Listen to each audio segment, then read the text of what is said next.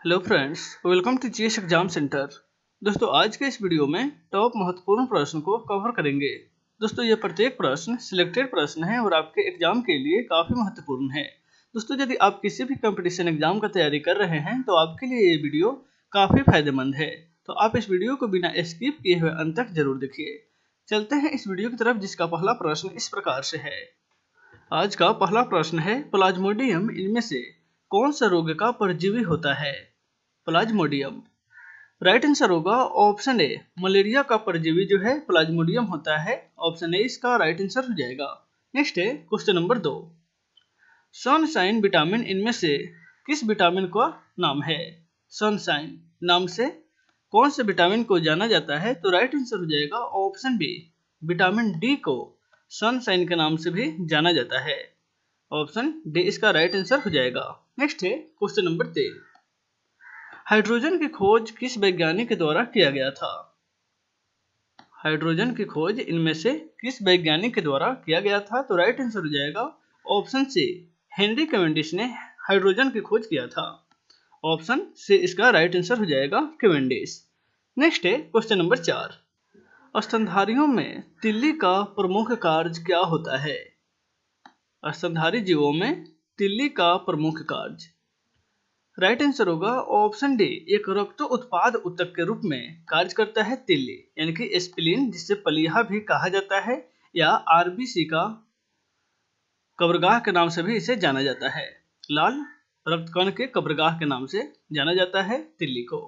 Next है question number 5। Joseph Presley ने इनमें से किस गैस की खोज किया था? जोसेफ प्रिस्टले ने। राइट आंसर होगा ऑप्शन ए, ऑक्सीजन की खोज जोसेफ प्रिस्टले के द्वारा किया गया था। ऑप्शन ए इसका राइट आंसर हो जाएगा। नेक्स्ट है क्वेश्चन नंबर 6। विक्रम साराभाई अंतरिक्ष केंद्र निम्नलिखित में से किस शहर में स्थित है? विक्रम साराभाई अंतरिक्ष केंद्र। राइट आंसर होगा ऑप्शन बी, तिरुअनंतपुरम में स्थित है। ऑप्शन बी इसका राइट आंसर हो जाएगा। नेक्स्ट है क्वेश्चन नंबर 7। डेंड्रोलॉजी में निम्नलिखित में से किसका अध्ययन किया जाता है?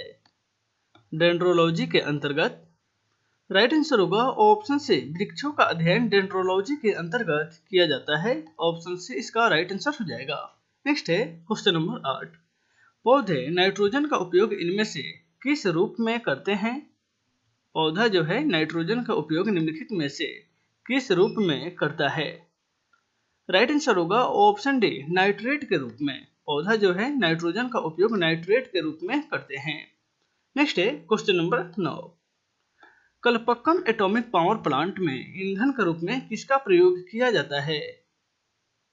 कलपक्कम एटॉमिक पावर प्लांट, इसमें जो है ईंधन के रूप में इनमें से किसका उपयोग किया जाता है? तो राइट आंसर हो जाएगा ऑप्शन ए, थोरियम का। नेक्स्ट है क्वेश्चन नंबर 10। इनमें से कौन से निष्क्रिय गैस वायुमंडल में सबसे अधिक मात्रा में पाया जाता है?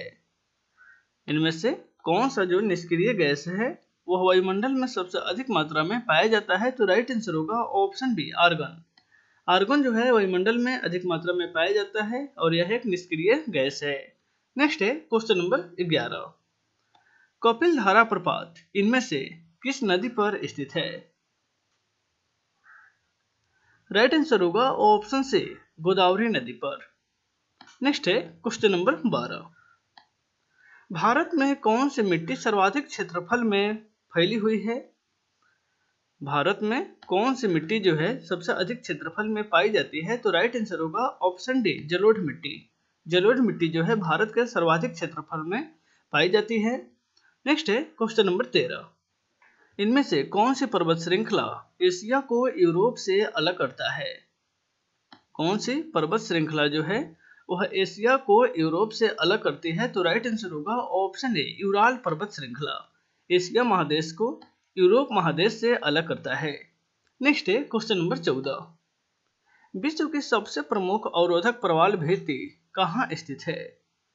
सबसे प्रमुख अवरोधक प्रवाल भित्ति। राइट आंसर होगा ऑप्शन बी, ऑस्ट्रेलिया के पश्चिमी तट पर यह प्रवाल भित्ति स्थित है, जो विश्व के सबसे प्रमुख प्रवाल भित्ति है। ऑस्ट्रेलिया के पश्चिमी तट पर स्थित है।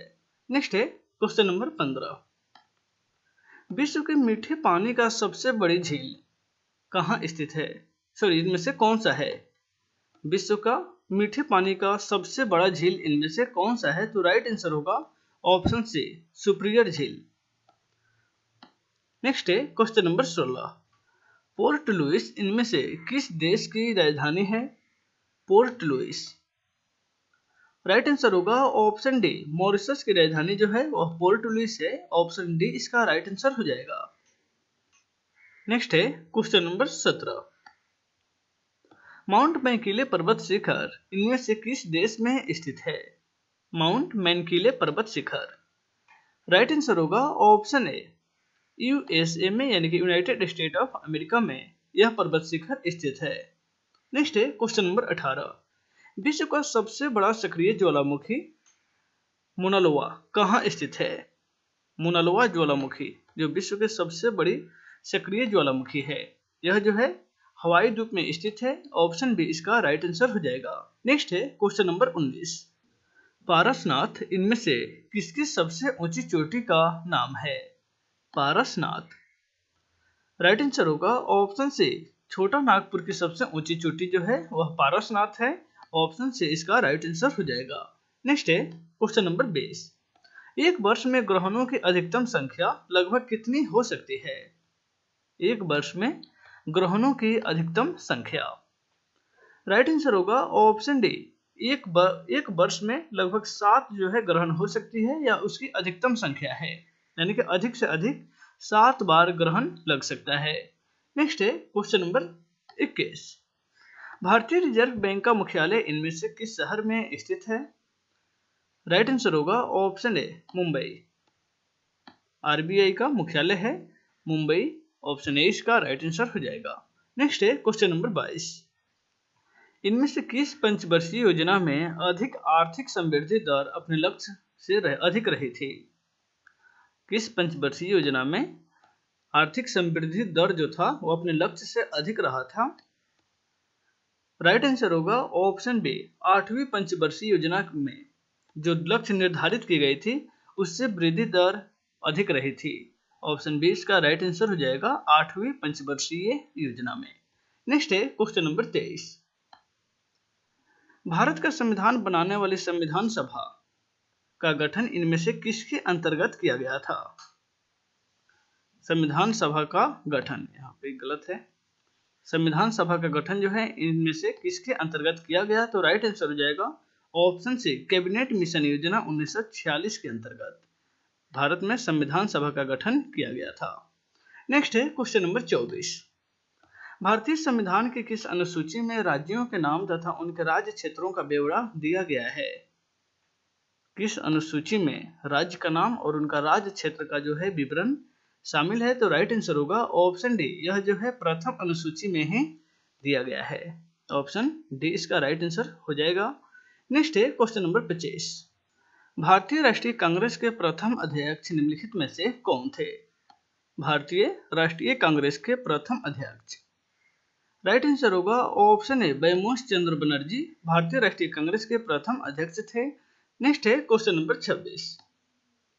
स्टार ऑफ इंडिया समाचार पत्र किस राजनीतिक पार्टी ने प्रकाशित किया था? स्टार ऑफ इंडिया समाचार पत्र है, यह किस राजनीतिक पार्टी के द्वारा प्रकाशित किया गया? तो राइट आंसर होगा option B, Indian Muslim League ने स्टार ऑफ इंडिया नामक समाचार पत्र को प्रकाशित किया था। नेक्स्ट है क्वेश्चन नंबर 27। राष्ट्रवाद की शिक्षा को अंग्रेजों ने कब अपराध घोषित किया था?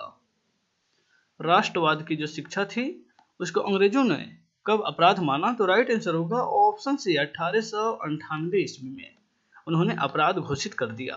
नेक्स्ट है क्वेश्चन नंबर 28। व्हाई सोशलिज्म नामक पुस्तक किस स्वतंत्रता सेनानी की कृति है?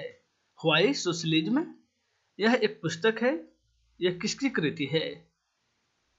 राइट आंसर होगा ऑप्शन डी, जयप्रकाश नारायण के द्वारा यह पुस्तक लिखी गई है, व्हाई सोशलिज्म। ऑप्शन डी इसका राइट आंसर हो जाएगा। नेक्स्ट है क्वेश्चन नंबर 29। मार्च 1925 में किसे केंद्रीय लेजिस्लेटिव असेंबली का अध्यक्ष चुना गया था? मार्च 1925 ईस्वी में। राइट आंसर होगा ऑप्शन ए, विट्ठल भाई पटेल को मार्च 1925 में केंद्रीय लेजिस्लेटिव असेंबली का अध्यक्ष चुना गया। ऑप्शन ए इसका राइट आंसर हो जाएगा। नेक्स्ट है क्वेश्चन नंबर 23। महात्मा गांधी द्वारा दिए गए सविनय अवज्ञा आंदोलन कब प्रारंभ किया गया था? द्वितीय सविनय अवज्ञा आंदोलन।